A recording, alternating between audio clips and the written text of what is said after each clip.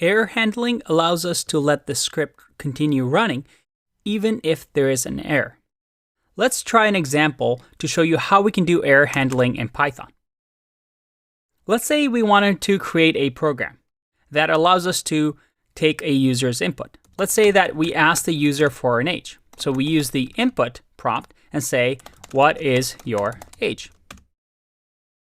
And then here, all we're going to do is just print the age. Nice and simple program.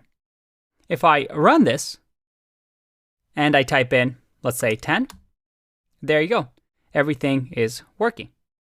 But what if I didn't enter a number and I go like this? Well, that still works, but is that what I wanted to do with my program? Maybe I wanted to enter the age and calculate if they can play the game or not, whether they're 18 and over. How can we fix this? Well, one thing we can do is just to wrap this in an int, right? So we convert whatever the user gives us into an integer.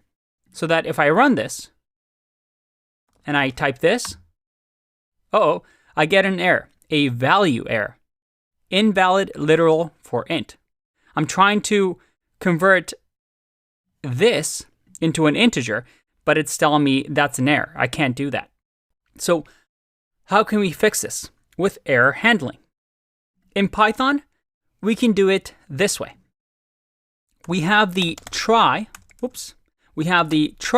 keyword, which says, hey, I want you to try this piece of code. And we have to make sure we indent it.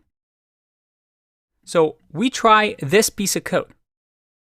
Now, anything that happens inside of the try block, I'm able to handle, see where handling is coming from errors, with the except keyword. And except says, hey, if whatever's in here in the try block, if anything errors out, I want you to say something. So instead of having this red error that exits out of the program, do something else. Do this. So I'm going to say, print, please enter a number. Let's see what happens now. If I click run, what is my age? I'm going to just write gibberish. And look at that. I get, please enter a number. I am handling my errors here by wrapping all of my code in a try block. So I could have just copy pasted my entire file here, put it inside of a try block. And what's going to happen is instead of my program erroring out before my program crashes, it's going to run this code and then it's going to say, hey, if within this block anything happens, we'll catch it in here with the except block. And I can here do whatever I want. In my case, I can say, hey, please enter a number. But we have a problem here, right? The program just ended and we want this to keep running. I have to click run again and ask for the age once again. So how can we make sure that we keep running this until, well, the user actually enters something valid? Well, we've seen this before. We can do a while loop and say while true, run this. And if this works, well, we're going to hopefully get the age. Let's see that. If I click run, what's my age? Let's say, nope, please enter a number. What's your age? Let's try to break it again. Nope, please enter a number. All right, fine. My age is 10. There you go. I get the name 10, but it's still asking me what's my age.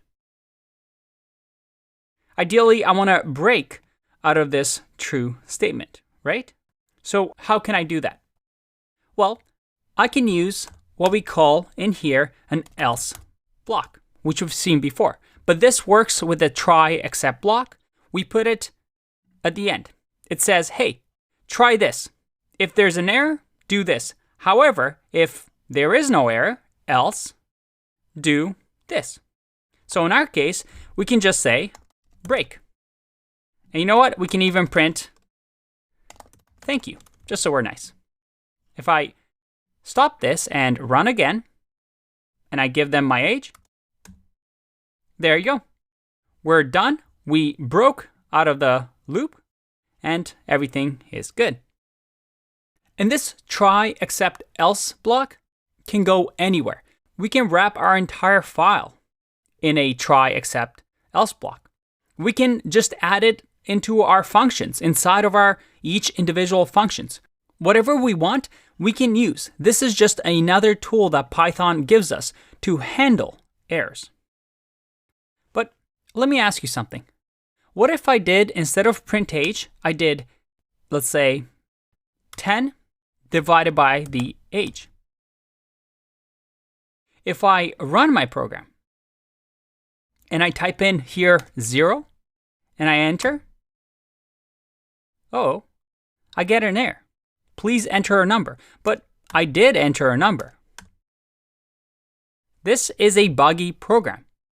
Although I'm typing a number, it's still giving me the same error message. So how do we handle this? How do we handle different errors? One where it is a value error, and another one that is obviously a zero division error. Well, in the except block, I can simply give it what type of error I want to handle. And remember, these are built-in errors in here that I can just copy and paste. So in my case, I want to say this is for a value error. So that if I run my program and I type in 0, I get my error. This except block only accepts value errors. Any other errors, it does not care about. So what can we do here? Well, one option is to copy here and say, hey, let's add another except. And in this case, I want a zero division error. In case a user enters 0, you can say, please enter age higher than 0. So that if I run this now, and I do 0, I get, please enter age higher than 0. If I do some gibberish,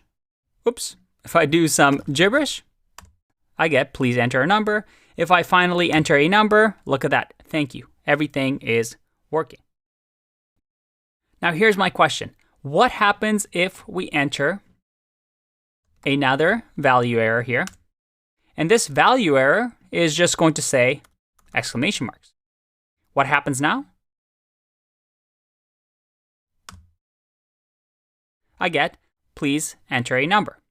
Because this except block is going to run only once. As soon as it catches the error it's looking for, it's going to run and then come back to the while loop. So only one of the errors will be caught. Okay, let's take a break and learn more about error handling in the next video.